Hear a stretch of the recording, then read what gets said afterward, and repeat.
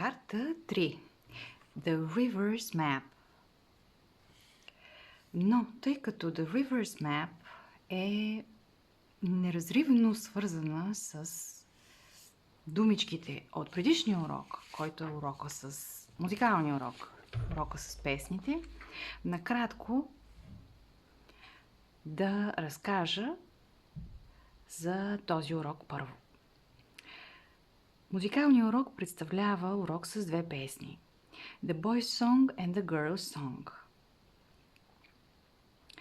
Урока започва с прочитане на The Boy's Song от учителя, след това няколко пъти прочитане на същата песничка от децата, от учениците, записване на новите думи на дъската, това са 12-те думи, които са в bold, и изпяване няколко пъти.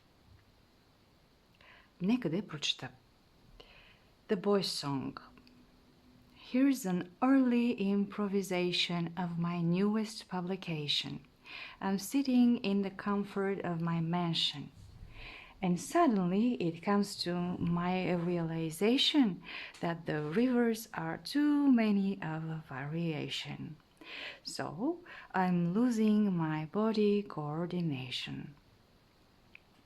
And though my friends are coming in rotation, they want to help, they don't need any persuasion. Double the size of that river here, cut the size of the other one there. The left one goes right, the right one goes left.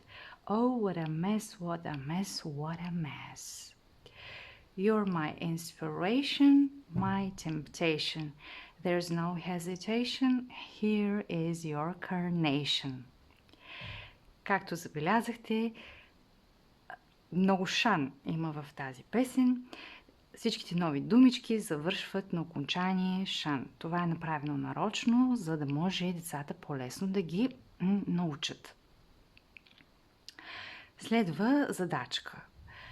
Учителя казва на децата да запишат въпросните думички, като от съществителни трябва да ги превърнат в глаголи.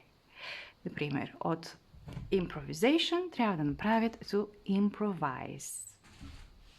Когато са готови, учителя казва: хайде сега да погледнем The Girl's Song. Прочитат я и какво да видят?